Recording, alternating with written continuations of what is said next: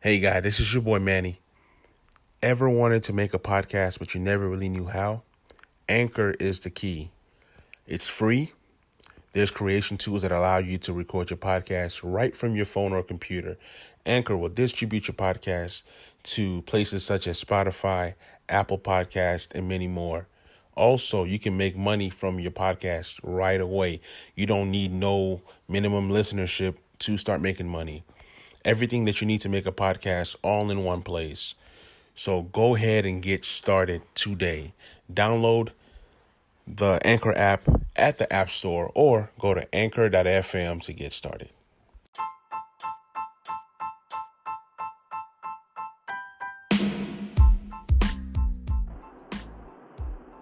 What's good, everybody? Welcome to another episode of Talking Sports with Manny. On this episode, we're going to talk about the playoff games from this weekend. Lots of great games, lots of surprising scores, and lots of amazing performances.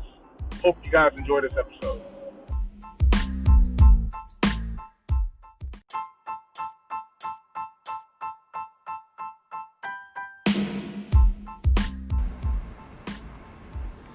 So, guys, we're going to kick it off with the game that happened versus the Milwaukee Bucks versus the Orlando Magic. In that particular game, the Orlando Magic came out flat. They didn't look good at all.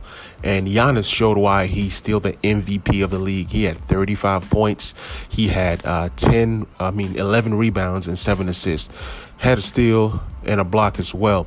Middleton had 17, Lopez 16, Bledsoe 14. You need production from those three guys in order for Milwaukee to show that they are an elite team. Off the bench, you had guys like George Hill and Korver with 8 and 9 points respectively. Milwaukee was able to make 17 threes, and they shot 45% from three, 70% from the free throw line, but that didn't matter. That did not affect them in this game. They did have 44 rebounds as a team compared to 35 for the Orlando Magic. The Orlando Magic shot poorly in all aspects of the game. Well, they did shoot decent from the three-point line. I guess because the score looked so the score did look crazy. But Milwaukee Bucks the Orlando Magic were able to make 19 threes. They had guys like DJ Augustine and Ross off the bench for 24 and 20 points respectively. Both guys made 4 threes apiece. Guys like Wesley Windu was out there hustling, trying to play defense, trying to score, but they just did not have enough. Markelle Fultz, 5 points. Gary Clark, who's been shooting lights out and getting an opportunity, only had 6 points. Tyler Ennis was ejected from this game, 1 point. So it just was not a good showing by Orlando.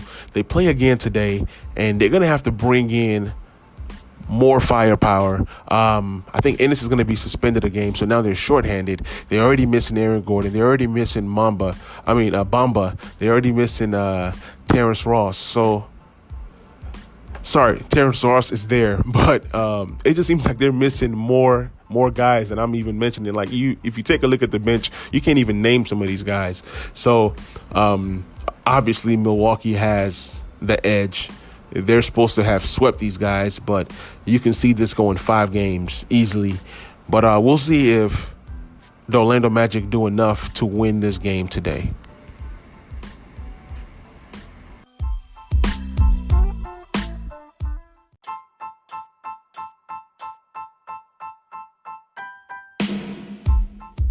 The next game that Saturday was the Boston Celtics versus the 76ers.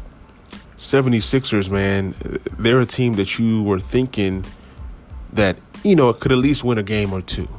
They lost this game and they have been swept. So the Celtics have won this series 4-0. Celtics had 110 points to the 76ers 106. The game seemed close, but it wasn't necessarily close. Even though that the Celtics have been missing Gordon Hayward, they're playing very well. Jason Tatum gave them 28 points, 15 rebounds, and 4 assists, 2 blocks. Amazing stat line. Kemba Walker gave him 32 points, 4 for 9 from 3, made all of his free throws just about. 4 assists, 2 blocks. 2 blocks from Kemba Walker is huge.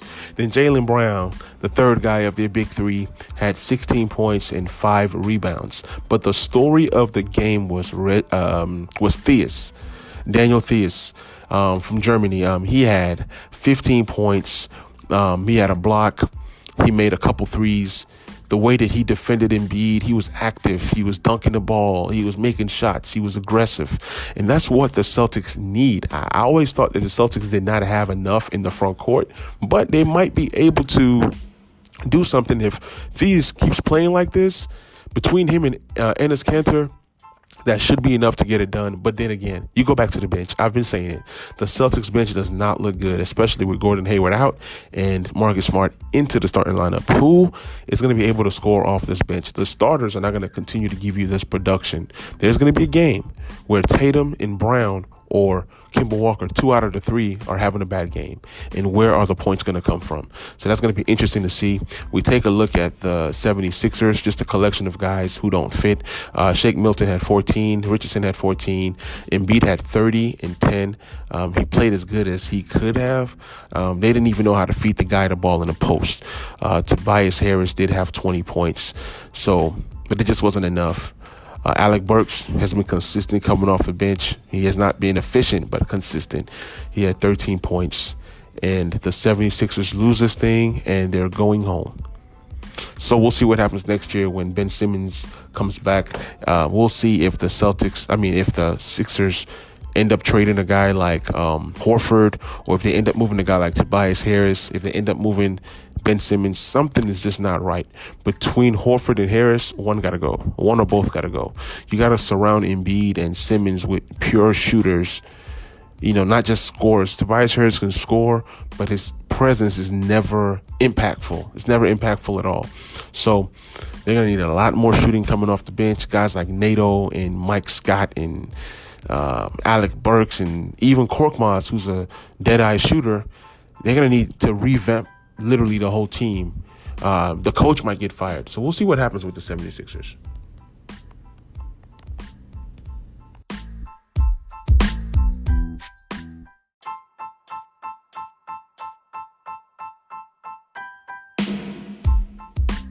What was supposed to be one of my favorite series to watch, which is the Miami Heat versus the Indiana Pacers, that has been a total disappointment.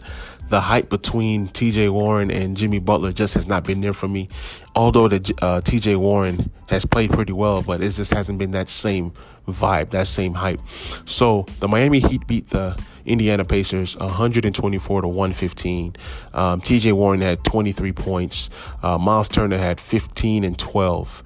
Brogdon had a great game, actually, 34 points.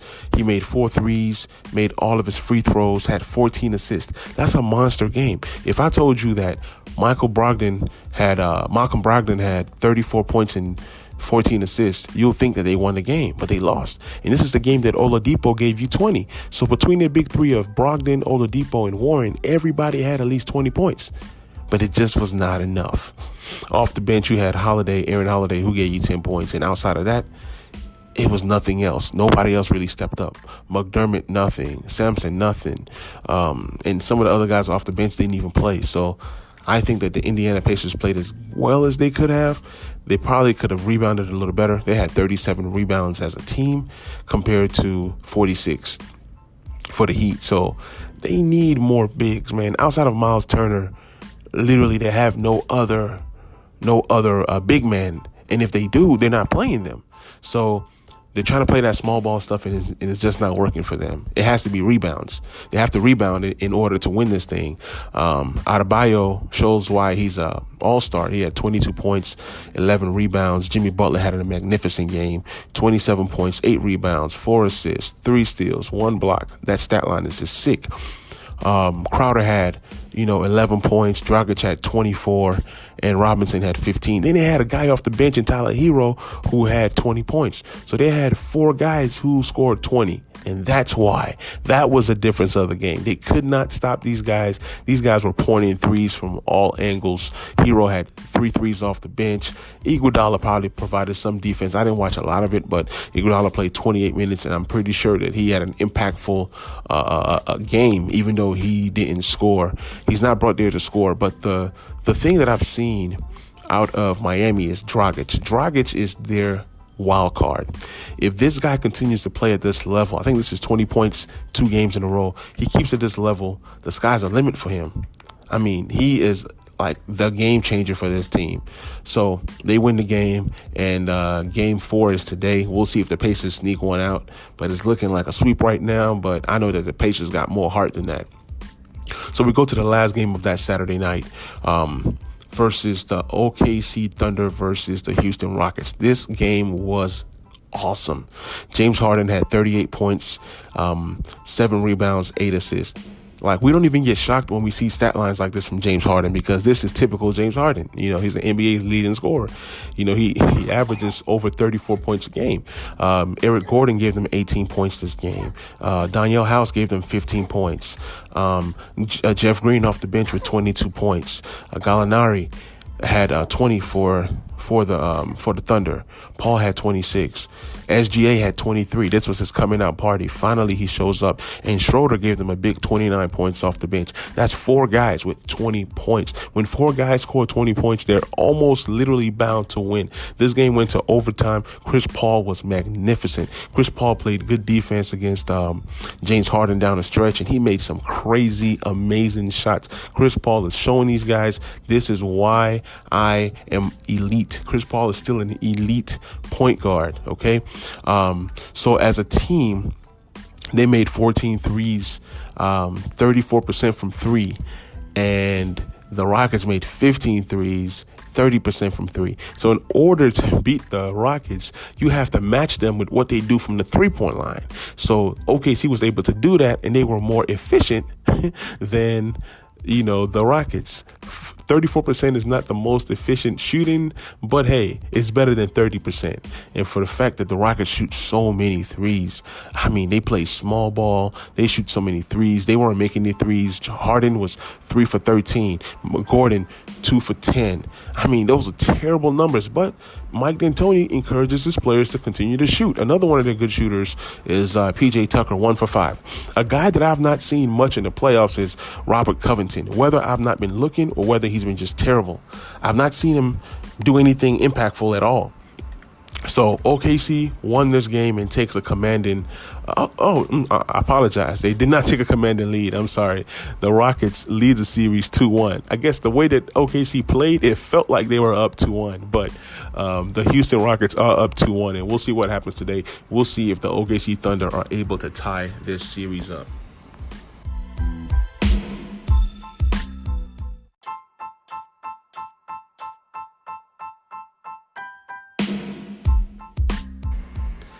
The Lakers played that Saturday, and they beat the Trailblazers 116-108.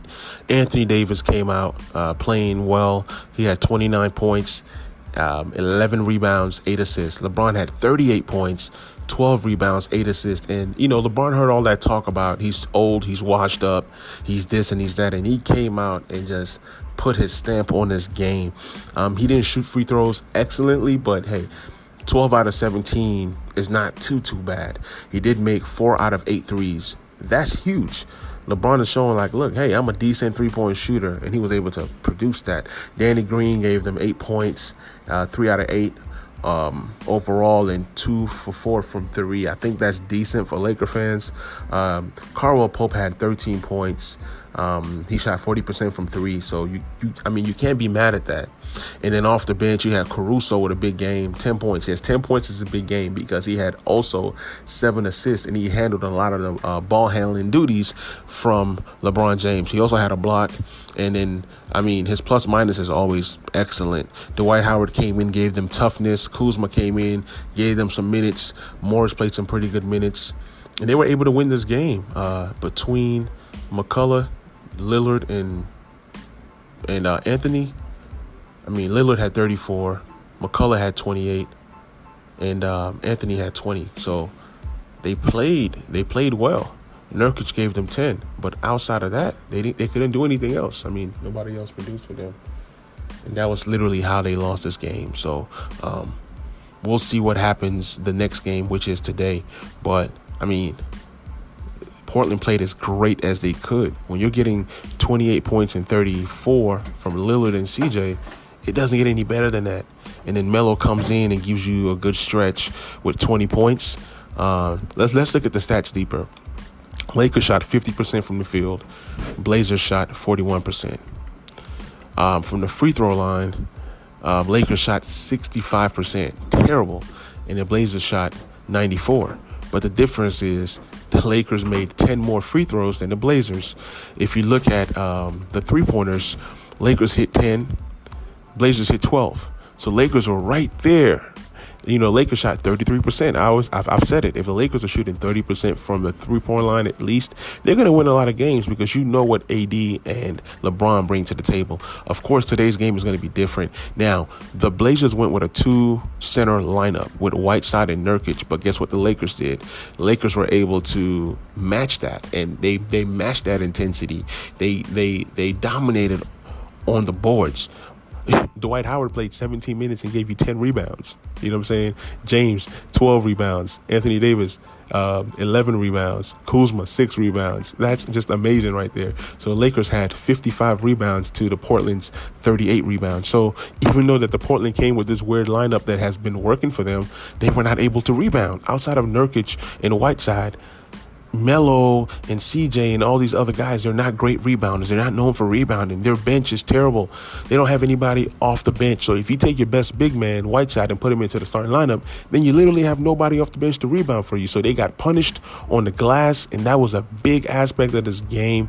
The Lakers had 12 offensive rebounds compared to 7 for Portland. So that was a big thing. And in blocks, Lakers had 8 blocks, and Portland had 4 blocks. I tell people, Nurkic is not necessarily a guy who's going to block you some shots. Their best shot blocker is Whiteside. And Nurkic just looked so gassed, man. They were running on him. They were pick and rolling on him. They were picking on him, man. Nurkic couldn't do anything. He had 5 fouls. That's how bad he was. Nurkic played a terrible game. Even though he had 10 points, 7 rebounds, he played a terrible game. That was the weak link. That was the guy that got picked on. Whiteside couldn't guard neither one of the bigs. I mean, you saw JaVale getting inside with a few plays. Anthony Davis was abusing Whiteside and Nurkic. This is the Anthony Davis that Lakers fans have been waiting for, and the Lakers took command of the series 2-1. They play again today. Today is Mamba Day. Shout out to Kobe Bryant. His birthday was yesterday. Rest in peace, Kobe. One of the greatest players of my time. And let's see what happens today. The Lakers are going to be in their Mamba jerseys, the black and yellow jerseys. It's going to be fire. It's going to be electric, man. It's must-see TV. So let's see what happens, because the last time that the Lakers did something for Mamba, Damian Lillard came in there and scored 50 and messed it up at Staples. So let's see if the Lakers remember that and try to counter what Lillard is going to do. Lillard played phenomenal. Even though he had that finger issue, he was still able to make 13 for 14 from the free throw line. He shot 8 for 20 from the field, 5 for 11 from the three-point line. So I'm excited for this Portland and Lakers game. I'll be watching it with some wings and ranch. It's going down.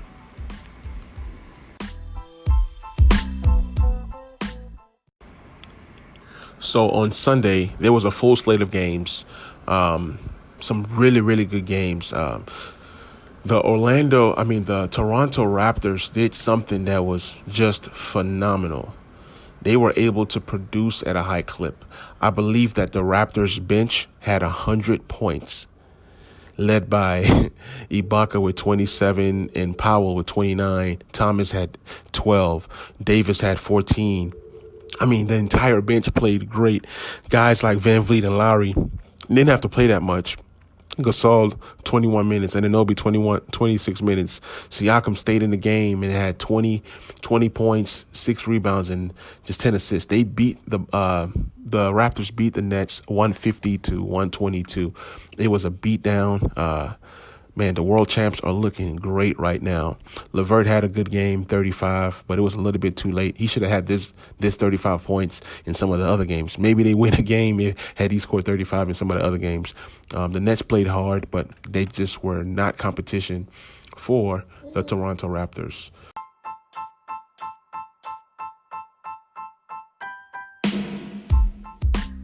So, guys, one of the most exciting games of the day was the Utah Jazz versus the Denver Nuggets.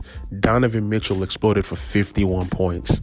Jamal Murray exploded for 50 points. They were going back and forth, man. It was like these two guys were just unstoppable. Both guys was possessed, and both guys were scoring at a high clip. Donovan Mitchell had done it through like free throws, 17 free throws, and Jamal Murray did it through 9 made threes. He also, came up big with 11 rebounds and 7 assists for Jamal Murray. And then Donovan Mitchell had 7 assists. So, but the biggest player in this game was Jordan Clarkson with a big 24 points off the bench. He's been labeled as a guy who has not been consistent, but 24 points in a huge playoff game, that was amazing. Conley continued where he left off last game with 26 points, and Gobert had 17. He also had 11 rebounds as well. So Gobert plays a good game, Conley plays a good game, Mitchell plays a good game, and Clarkson plays a good game.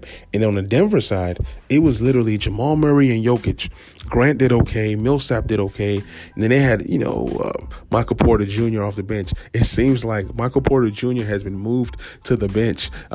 Torrey Craig has been moved to the bench, and they've gone with a lineup of Grant and Morris. Maybe they should have done this earlier, because this lineup has been the best lineup that they've had. And literally everybody who's starting for the Nuggets now are all threats to score the ball. I still think that Morris should be on the bench and Michael Porter Jr. should be in, but that's just my opinion. Or Millsap shouldn't even be in the game, but that's just my opinion. Millsap did have a good game yesterday, 16 points and 7 rebounds. But yeah, that was one of the most amazing games of the day. But the most amazing game of the day was the game between the Dallas Mavericks and the Los Angeles Clippers. That game was so amazing, man. The Mavericks won that game 135 to 133. Kawhi was phenomenal with 32 points. He was doing his thing. Zubac had 15. Paul George has been terrible. Paul George had 9 points. I don't know what Paul George is doing. Paul George has not been a factor at all, and he deemed himself playoff P. People were tearing him up on Twitter, calling him pandemic P. If you just go on Twitter and type in playoff P, you'll just have a blast with all the things that you'll be seeing. Lou Williams has been the Clippers' second best player all season. I've said it and I'll say it again. He had 36 points. He made a couple threes, but he was just unstoppable. Reggie Jackson came in there and gave them 14 points. Shamet has been in the starting lineup because they just want more out of that position. They want some more shooting. Even if Beverly was available, he might have helped a little bit on defense, but I still think that a combination of Lou Williams could literally be in the starting lineup. It might just help. They just might have to explore that option because you still have Montrezl Harrell off the bench to score for you, and he's been non-existent, man. He had 2 points. He did have 3 big blocks. For a guy his size, an undersized power forward, he plays hard. I cannot deny that. But let's look at the stars of the game for Dallas, man. Dallas had 4 guys who showed up, and I'll start with the bench. Curry came out there. Seth Curry had 15 points. Seth Curry has outplayed Paul George the last 2 games, believe it or not. JJ Barea made a sighting. He had 3 points. Boban, my guy, he had 10 points and 7 rebounds. Solid. Gilchrist even came in there and gave them some solid minutes. Then you have Tim Hardaway, who had 21 points. He's been a godsend. He was a toss-in that Kristaps Porzingis deal, and that's been one of the best players for Dallas this season. They also got contributions from Trey Burke, a guy who's been labeled as somebody who's not consistent. Well, he was consistently destroying the Clippers yesterday. He was able to get 25 points. He made 4 threes. He was amazing. So between Trey Burke and Hardaway, they were the staples on that starting lineup. The starting lineup that looked kind of funny because the unicorn wasn't there. So Kristaps Porzingis is not there, and the Clippers have their full roster. And Luka Doncic was able to take these guys to overtime and win the game-winning shot on the buzzer. Down 1, makes the 3, they win by 2. Phenomenal. Let's talk about Luka. Luka is one of the best young players that I've ever seen in my entire life. The way that he started his career in the playoffs is bananas, man. He had 43 points yesterday. He had 17 rebounds. He had 13 assists, and he had the clutch 3-pointer that won the game. Luka Doncic, man, is just phenomenal. I remember that the Atlanta Hawks traded back to get Trae Young, and Dallas traded up. Dallas traded up and gave up an extra first-round pick to get their guy. They knew what they saw in Luka Doncic. And Dallas is one of the best teams to get guys from international play and bring them into the league, and they give you production. Dallas does it. The Spurs do it as well. But it was amazing to see Luka go out there versus the best perimeter defensive team in the league and destroy these guys. Look, Paul George was just scared the entire game. He ran away from guarding Luka, and he ran away from scoring. Paul George has been terrible the last 3 games. I believe he's averaging something like 10 points a game, and he's shooting like maybe 17% from the three-point line or something like that. So, like I said, Luka did his thing. Amazing game. My baby boy is just here, excited, talking. So I'm glad I was able to record this episode for you guys and get you guys out some content. Magnificent weekend. I'm excited to see the games for today. Let's see if the Clippers can bounce back tomorrow and take back control of the series, because the way that it's going right now, realistically, Dallas should be up 4-0 and the series should be over. So we're going to see what Paul George does. He's a guy that gets paid a lot of money. Let's see if he produces as being one of those guys that gets paid a lot of money. So guys, thank you so much for listening. Share this episode with one person or more, and follow me on Twitter, social media. Reach out, man. Tell me what was the best takes, what was the worst takes. Tell me what you enjoyed most about this episode. You guys be blessed.